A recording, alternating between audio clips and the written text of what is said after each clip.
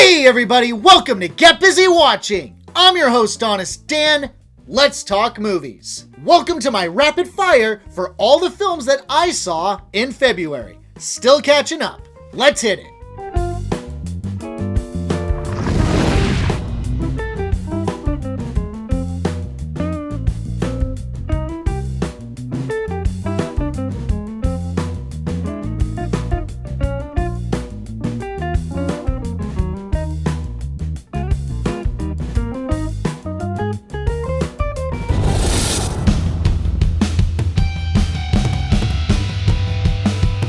A spy novelist discovers that her books are somehow real and is now a target for evil Bryan Cranston. I know general audiences didn't like this, but I kinda did. It's a dumb, goofy time. There are things that I don't like. Some of the creative choices in the action scenes don't make sense. And the later half of the movie crossed a line in how silly it is by making Bryce Dallas Howard an action girl, which really didn't work. Beyond that, Bryce is endearing as a frumpy, out-of-her-depth character. No one can hate Sam Rockwell. He stole the show. Cranston and Catherine O'Hara yucking it up as villains was fun. And Alfie the cat with his folded ears was too cute. Maybe it's best to wait for this to come out on streaming, as I think it's pretty polarizing. But I did enjoy myself. My honest rating for Argylle, a 4 out of 5. What happens next? It's called a cliffhanger, Mother. Ellie, it's called a cop-out.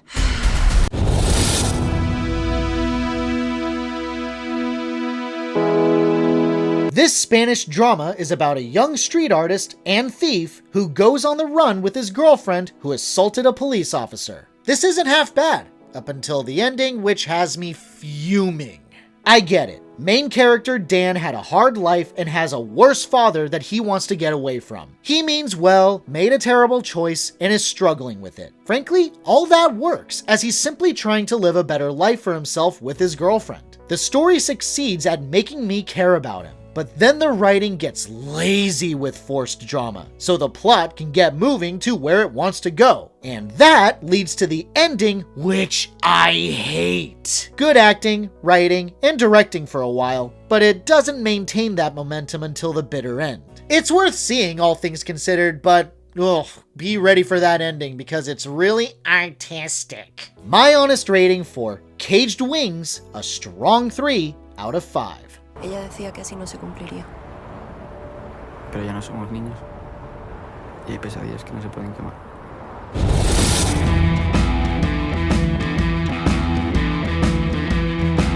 Zombie Cole Sprouse likes Catherine Newton and kills her stepmom. Now she navigates family, self-confidence, and love. I had a lot of fun with this one and definitely don't agree with the detractors. This feels like a 90s Tim Burton flick with how kooky and darkly humorous it is. Newton is at the top of her game as she expertly transitions from socially awkward nerd to hot, confident goth chick. The dry, dark humor absolutely tickled my fancy, and almost felt like a variant of Poor Things with how bizarre the acting and writing can be. Albeit a lesser version of it, but it still works for what it is. Did I mention that Diablo Cody wrote this and Robin Williams' daughter directed it? This is all kinds of fun.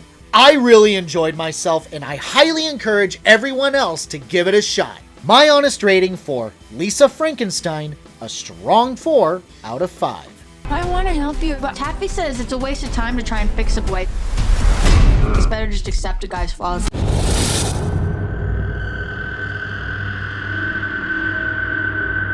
A small prehistoric tribe looking for a new home enters the territory of an unseen creature that starts killing them one by one. I respect that it's trying to do something unique, and it almost succeeds, but doesn't.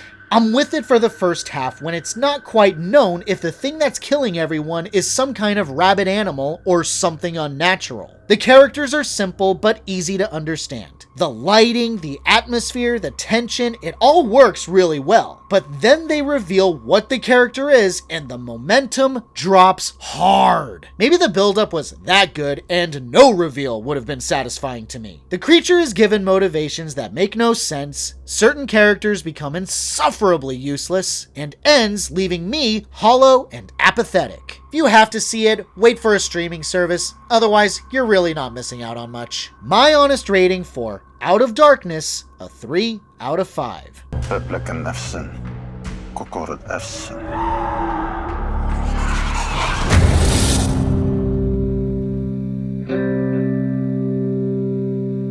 This story from Saudi Arabia is about an all-girls school that catches fire. A young girl dies and the principal investigates who did it. It's an admirable attempt and has good qualities, but is wildly imperfect. I respect the cultural highlight, but that doesn't make a good story. The tone takes a hard turn, almost starting off like an early 90s kids movie with whimsical music when something lighthearted happens. And then boom! Fire, death, and then a murder mystery. It was jarring. Sadly, the rest of the plot doesn't make up for it as the resolution is pretty obvious in some aspects. Even when the audience gets the full picture by the time the credits roll, it leaves you with a remarkably hollow experience that made me dislike it the more I thought about it. I praise the acting, specifically from the principal and the young actors, but they're not enough to save it. Not a strong recommendation. My honest rating for From the Ashes, a weak 3 out of 5. قلبي عليها بس أنا متأكدة يا بالحياة إنك رح تعرفي مين اللي حبسها الحبسة هذه.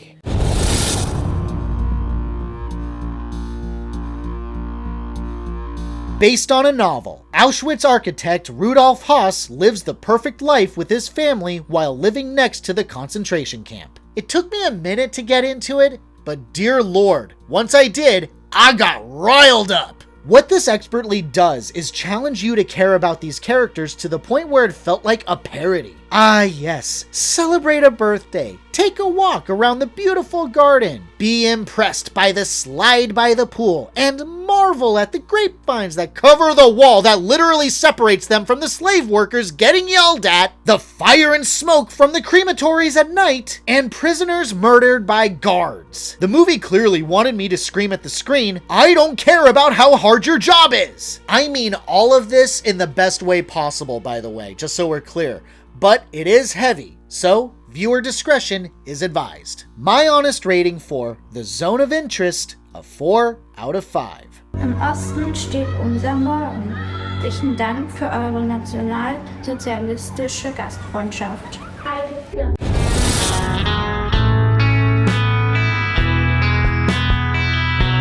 Dakota Johnson can kind of see into the future and protects 3 teen girls from a homicidal evil Spider-Man. This was almost so bad that it was good, but just narrowly misses the mark. What had me going was the epically bad acting from the villain who gave me Tommy Wiseau vibes. The foresight powers make no sense. I was at the edge of my seat wondering who in blazes thought this script was ready and good enough to be made into a movie. The problem is almost as soon as the plot actually gets underway and Johnson is protecting the 3 girls where everything becomes bland and forgettable. The directing is subpar, the 3 girls are annoying, the action is boring, but thank God for the dumb climax or I would have checked out big time. I don't hate it like everybody else, but it's bad.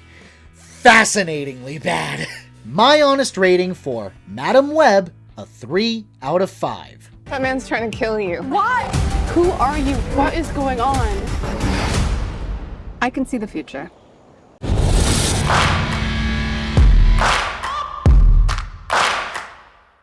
Exploring the moment Bob Marley was shot, left Jamaica to London to record Exodus, and his epic return for the One Love concert. This was really good, and in a lot of ways, refreshingly different from other biopics. This doesn't try to cram his entire life story in an hour 47-minute flick. It focuses solely on one aspect of his life and career, making it more focused and intimate. You get glimpses of how he worked with his bandmates, some of the infighting, his cancer diagnosis and how it affected him, and the drive that motivated him to come back to Jamaica. It's bittersweet, but utterly powerful. The closest thing that I have to a problem is a couple of flashback scenes to when he was starting out, which felt clumsily added and didn't add anything to the overall story. I'm no fan of Bob Marley outside of the obvious songs, but I do highly recommend this. My honest rating for Bob Marley One Love, a strong 4 out of 5. No guns can stop this message. I want the world to change.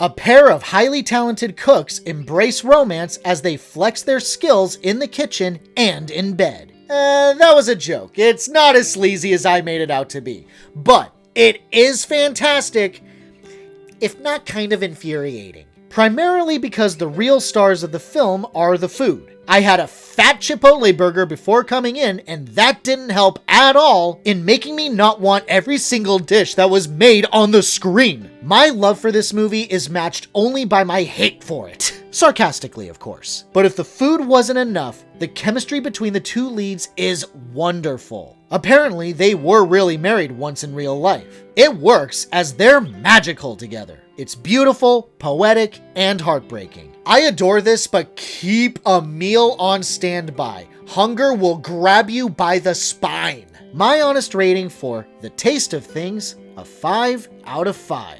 Le bonheur, c'est de continuer à désirer ce que l'on n'a déjà, mais vous ne vous êtes jamais eu.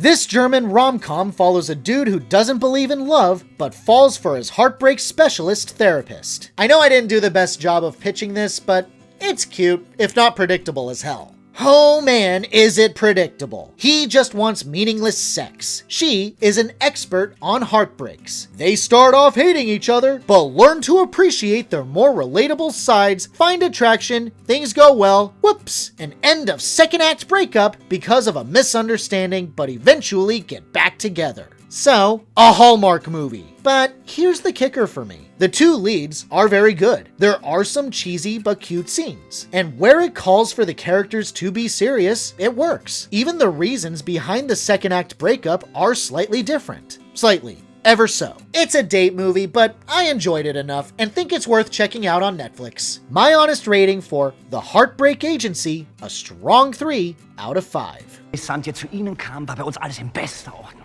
Und ich wünsche Ihnen, dass Sie rausfinden können, woran diese Beziehung wirklich gescheitert ist.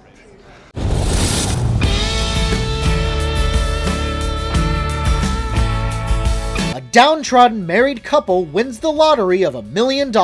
Then they scheme to kill each other to not share the money. I kind of enjoyed it for what it was, but yeah, it's kind of also a missed opportunity. The idea is there. A couple starts to hate each other, are broke, win some money, but don't want to share it with the other person. The solution? Kill the other person. The problem is, the dark comedy isn't pushed at all. The whole story is a series of misunderstandings and not actually wanting to hurt the other person, which dilutes the dark in the comedy. It was about to pick up when the enabling best friends go psycho and want the money for themselves, but even that is dumbed down because they were high as kites. This reminds me of the Norwegian flick The Trip, which was significantly better.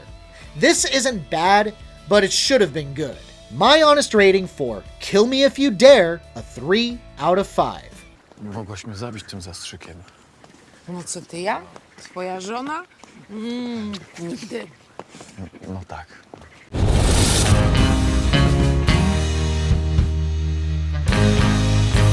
A woman who helps her male friends get laid finds love herself, but hijinks ensues. I'm telling you, man, Netflix rom-coms are just Hallmark movies with a budget.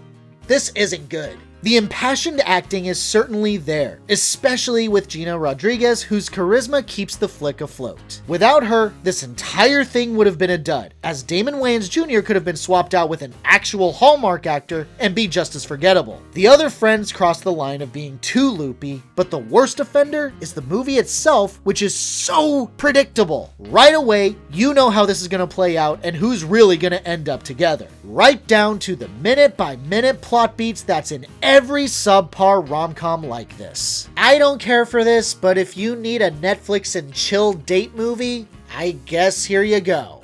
My honest rating for Players, a weak 3 out of 5. Don't you guys ever get tired of this? What? What? This. No. All right.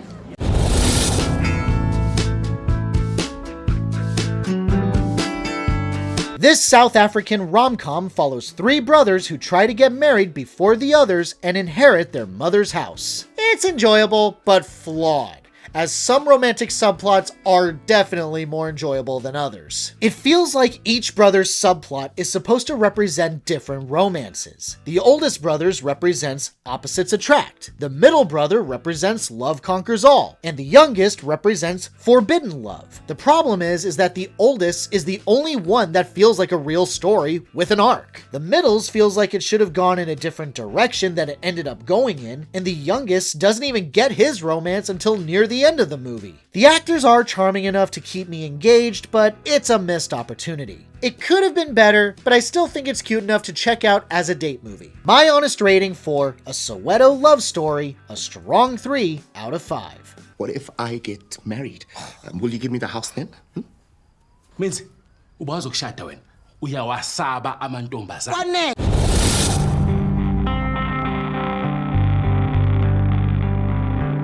This Turkish film is about a married woman who reads a romance manuscript, finds out it's real, and falls for the real man it's about. It describes itself. It's overdramatic, amateurish, the ending doesn't work, but it's still kinda hot. It almost feels like it's trying to be an erotic thriller, as this woman overtly cheats on her husband with this other man, but is way too tame to be classified as such. Still, the idea of the story is intriguing. Finding out that the hot protagonist of this novel is real and has an affair with them, it almost feels like it should have been a comedy. It would have worked out better that way since the thriller aspect doesn't come into play until the final act, which feels like it comes out of nowhere and feels like an adolescent conclusion with a second ending that feels pretentious. I'm lukewarm about it. It's not good, but I've seen worse, but still not recommended. My honest rating for Ashes, a 3 out of 5. Çok abartılı bir duygusallık.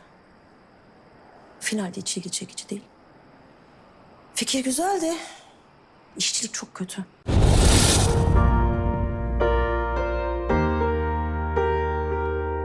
Set in Japan, we follow an older man who lives alone, working his job cleaning public restrooms and dealing with personal things. I'm so happy that I saw this. It's so simple, yet so subtle and moving. I don't want to make it sound like it's sad, but it's introspective. It's a day-in-the-life story where all the audience sees is this man dealing with everyday things. A young co-worker who just wants to score with a hot girl. A runaway niece who needs some down-to-earth guidance as she deals with her overbearing mother. Even trying to console a stranger who just found out he has cancer. He's a humble, quiet, and sweet gentleman who is just doing small deeds to make a small difference to those around him. It may not be the emotional powerhouse film of the year, but its Oscar nom is well deserved. My honest rating for Perfect Days, a 5 out of 5.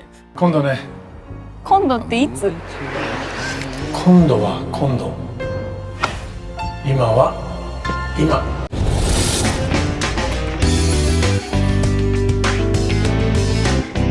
Two lesbians embark on a road trip, unknowingly in possession of important items belonging to dangerous criminals. This might be a case of not being in the right demographic, but I thought this was dull. By no means bad, but I didn't care for the blossoming romance between the two leads. The southern girl came across as insensitive, has boundary issues, and generally not respectful of the other girl, and didn't feel like she had a meaningful arc to change later on. And really doesn't shut up. The humor doesn't land, at least not until Matt Damon shows up, and there's an even bigger bad guy that's referenced but never shown. I will say that the acting is committed, especially from the other girl who is really likable, and the doofus henchman guys were a lot of fun. I'm sure this will find its audience. I mean, one of the Coen brothers wrote it, but I didn't care for it. My honest rating for Drive Away Dolls, a weak 3 out of 5. These broads come in and say they're ready to go to Tallahassee. They drive the car instead of you.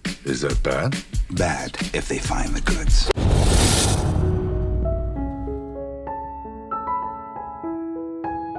Based on true events, a troubled but kindly hairdresser helps save the life of a young girl with a terminal liver disease. It does take its unnecessary liberties, but for the most part, I still like it and it is engaging. The real Sharon Stevens was neither an alcoholic nor estranged from her son. Artificial drama counts against a movie's faithful retelling and definitely takes a point off. Setting that aside, Despite the religious propaganda, it does a marvelous job of allowing the non-religious to interpret this as the perseverance of the human spirit and natural kindness, rather than the intervention of God. Swanky, of course, swanks all over the audience, y'all better thank her, and Alan Ritchson is convincing as a jacked up single dad. In short, the performances are incredible. I hate the changes to reality, but where it gets it right, it's worth a watch. God or no God. My honest rating for Ordinary Angels, a 4 out of 5. I just made dinner if you want to stay. Would love to. I met this woman. She's a mess. Perfect, she'll fit right in. That concludes February. Stay tuned for my March rapid fire. In the meantime, thanks so much for watching, you guys. I really appreciate it. Have a great day. Stay safe and healthy out there. Hope to see you soon.